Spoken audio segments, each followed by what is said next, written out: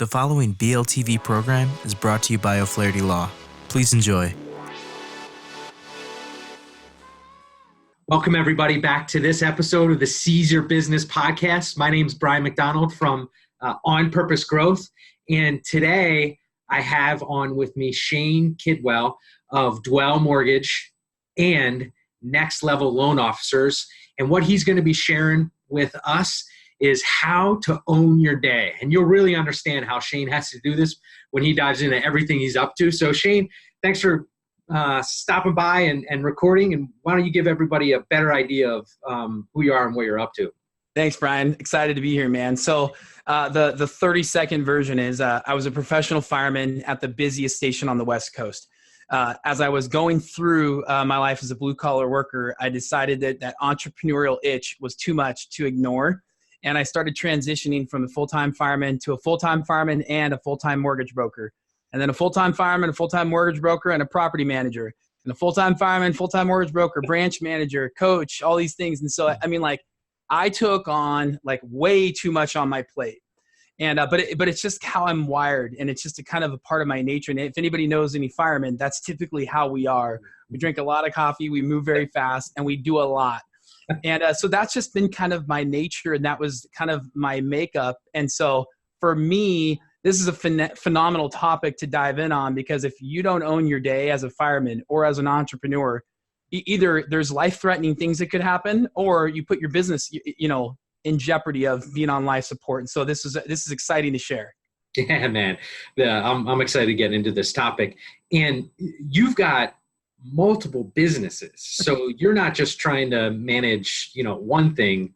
Share a little bit more about that. Yeah, you make me tired just hearing that. But yeah, so I'm a full-time branch manager, producing mortgage originator. We've got a team of 30 people here with Dwell Mortgage. We created Dwell about a year ago, just where we felt like there was a void in the market of, transparency, competitiveness, and a real hyper-focused local approach to lending. We're now in several states. We have a branch in Arizona, in Missouri, and then several in Eastern Washington, as well as our HQ here just north of Seattle. I own an insurance company. I leveraged my mortgage business, and I felt like, well, those people all need insurance. And I felt like I saw a gap in the market with just a real lack of customer service. And so we launched our insurance company a couple months ago. I have a full-time business coaching platform for other loan originators called Next Level Loan Officers. And I'm a husband. And which is also very, very, very important. I should have led with that piece, but yeah. And then I have a bunch of properties that I manage, and so we're just kind of converting all of these single families. We're just consolidating and moving into multifamily and commercial. So I do have a lot of different irons in the fire. So with I think there's 4, 5, 6, including being married, jobs in there, right? Yeah. How do you own your day? Like, where do you even start with this? Man, that's a great question. I think for entrepreneurs in general, unless you have to punch the clock, it can be really hard to consistently navigate your day. Like, you get in social media or you get into politics and you look up and it's noon and now it's lunchtime, right? And you're like, where did the day go? Because the reality is most entrepreneurs, we know what we need to do to generate revenue, right? We know if we do certain activities so many times, we're going to make money. The problem is we get so focused on the wrong activities, or the time vampires suck our day away from us. And so for me, it really started being a fireman. Every day I would wake up at the same time, go to work at the same time, hit the gym at the same time, polish my boots the same way, grab my cup of coffee at the same time. If I didn't, I was likely to put myself or my crew in jeopardy of being hurt on the job. Because if you forgot something, because the thing about the fire department is this is a professional reactionary job. We sit around with a cup of coffee. We wait to react to your emergency. So it's by nature reactionary. So we're proactively preparing to be reactionary. And I think that's something that entrepreneurs don't think about enough. They think I just got to be proactive, right? Or they're just reactionary and don't know it. I like to proactively prepare to be reactionary. So I'm prepared so that when my people reach out to me for questions on any of my businesses, I can react to their need quickly and get back to them with speed. And that's one of the things that over the years have allowed me and my team to grow and do different things and just really have amazing blessings in business was our speed. And I think that comes from starting the day well. So there's like a couple things that I think are key takeaways that I have learned over the years from my business coaches. One of them is compressing time. Compressing time means that you do multiple things at once. Like, this doesn't mean that you're juggling swords while you're driving. This means that, like, if you're a lifelong learner, you're always going to be listening to podcasts, audiobooks. You're going to be ingrained in like learning.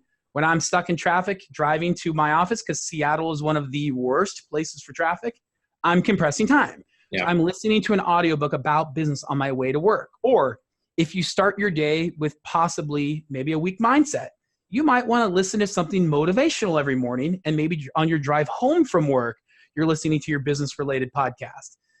So I started compressing time. I started looking at my day differently, and I said to my wife one time, I said, honey, like, when I'm at the office, like, I'm not going to be picking up my phone just every so often to check in with you, because when I come home, I want to give you 100% attention.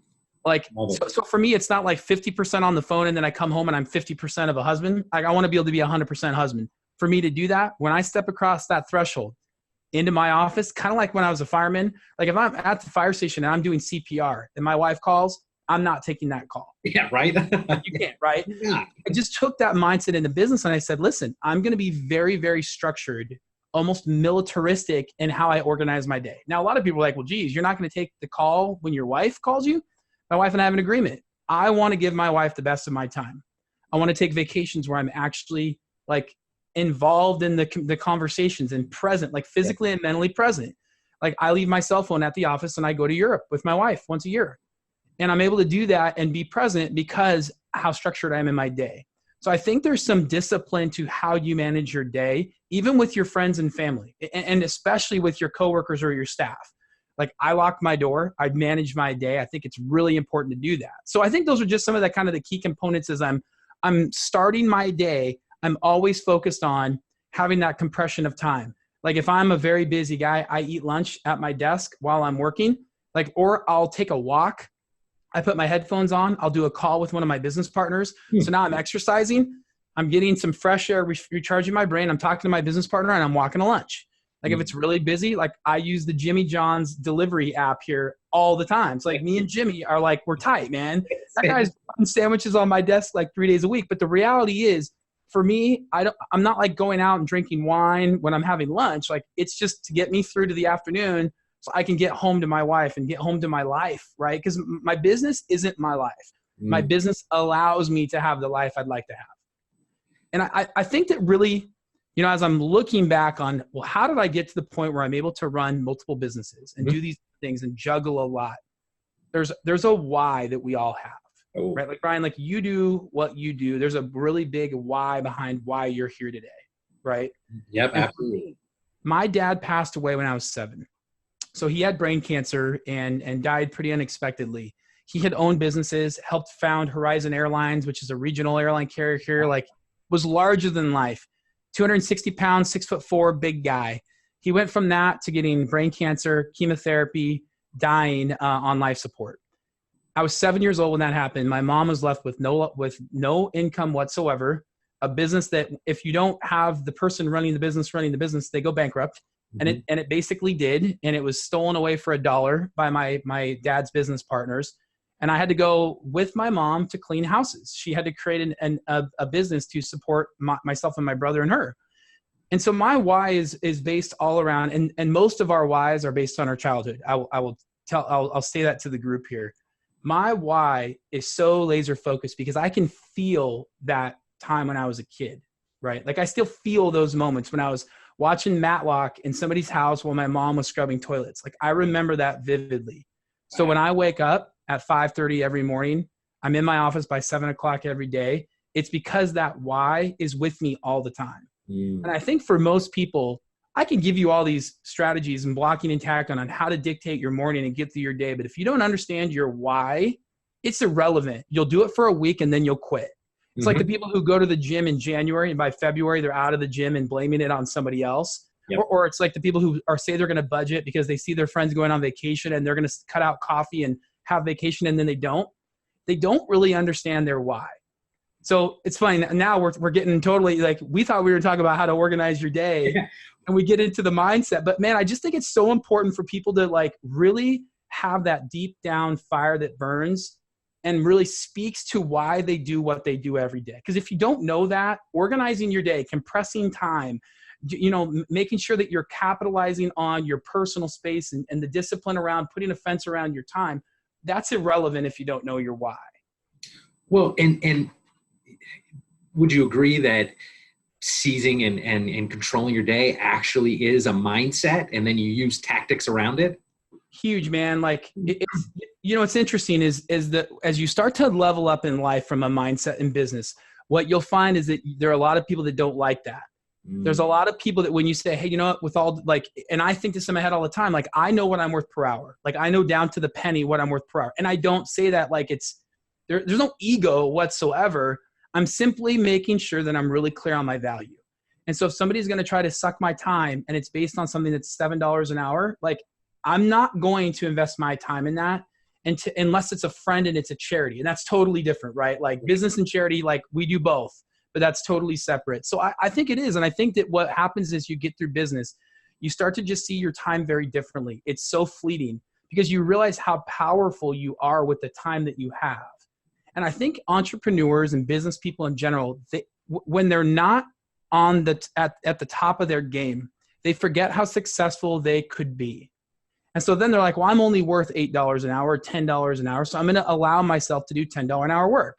Well, that's not true. The reality is like you're that 7th round talent that really should have been 1st round talent. You just don't know it because you're not on the field enough. Yeah. You're not taking enough reps. And so, yeah, there's a ton of mindset behind owning your day. And really it starts with owning yourself, like owning your mindset. If you don't own your mindset, the day will run itself. It's the Jim Rohn quote, right? Yeah, right. The day runs you. Yeah, and the day will just consume you if you don't, set out that intention, because it sounds like you've got the mindset when you wake up at 5:30 that matches up to the intention of I'm going to own my day, and then it's just, one foot in front of the next. Yeah, I mean, and let's not act as though we don't have challenges, because man, like, right. I mean, I grew up, with depression. I grew up very insecure in myself. I was a big kid with glasses that got picked on all the time. My mind and I are constantly battling to make sure that like when I get out of bed, even when my mind says, you're not gonna have a good day today, you're not gonna be successful, I'm like, I just ignore it and I push through. And the reality is that we all go through that, right? It's not like Steve Jobs would wake up and think he was the greatest thing in the world all the time. He had days where he struggled, even though he was a genius. I mean, I'm in Seattle. Amazon is right down the road. You don't think Bezos has bad days? Like we all, right? Like we're no different. It's just pushing through, understanding that the more reps I get, the more opportunities I put myself in to have success, I'll be successful. Yeah, it's that constant stretch, right? It's, I've met people who are multimillionaires who are making, millions of dollars a month, and they still have the same mental challenges. It's just how they get through them is different. Yeah, 100%. Well, listen, man, I appreciate you being on and giving a bunch of these quick hits, because it really allows people to understand how to seize their day and not just tactically do it, right? I mean, you covered a lot of stuff. So I really appreciate you taking time and sharing everything with the audience. Why don't you share a little bit about how people can find you, and we'll share all that. If people don't have the ability to write it down, we'll share it wherever this is posted. Yeah, man, I think through social media, is obviously the easiest platform. Through Facebook, LinkedIn, Instagram, just Shane Kidwell, last name Kidwell. Obviously, if you'll look me up, you'll find me. We've built a strong web presence. So if you just look up Dwell Mortgage, you'll find me. Anytime you look up Dwell, you're going to find me somewhere around it. And then obviously Next Level Loan Officers is our coaching and consulting platform for other like-minded business professionals in the mortgage space. So. Cool, man. Well, again, I appreciate you being on, and I appreciate everybody tuning in to this episode of Seize Your Business. Again, I'm Bryan McDonald, partner at OnPurpose Growth, and please connect with me. I spend a lot of time on LinkedIn, and you can find me at linkedin.com/in/McDonald Bryan. I'll see you guys next time. Thanks so much for watching our video. If you have any questions, feel free to comment below. Click the subscribe button for new videos every week and download and review us on iTunes. Visit learn-about-law.com for other legal-related articles and videos. Visit our business podcast and video blog, seizeyourbusiness.com, and visit Making Real Estate Fun for real estate videos and podcasts. Call us at 630-324-6666 for a free consultation.